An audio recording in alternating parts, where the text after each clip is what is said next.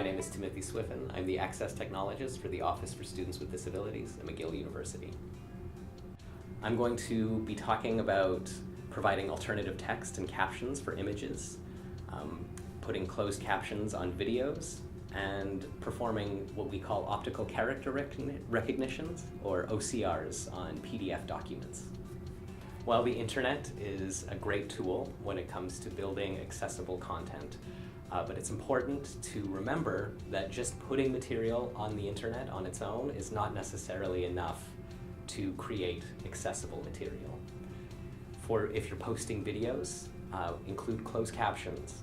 YouTube has a great feature for writing closed captions on your own video, and that can have a big impact for people who have trouble hearing or for whatever reason need closed captioning, who are non-native English speakers. Images, if you're posting images on your website, it's important for people who use screen readers and text-to-speech software. It's important that you include captions on your photos and alternative text. An image on its own isn't recognized by a screen reader and will often confuse the program, and this means that people using your website and who also need to use screen readers won't be able to access your content.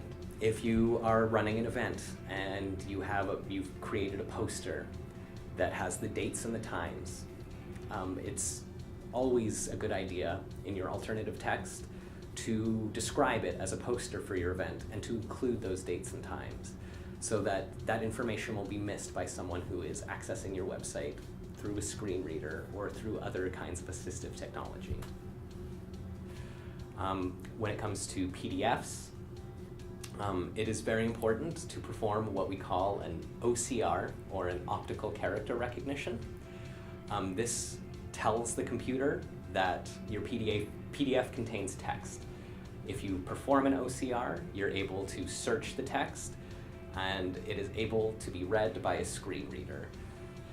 Yes, and the other benefit of making your material more accessible, if your goal is to reach as wide an audience as possible, then providing alternative text and captions for your photos, as well as performing optical character recognitions on your PDFs, means that these are now indexed by the Google search algorithms, meaning that people looking for the specific information you're providing can find it more easily. If you don't provide these extra accessibility steps, then that document you've uploaded to your website may never show up in a Google search. If you need any clarification on how to do these things, feel free to contact me, Timothy Swiffen, with the Office for Students with Disabilities.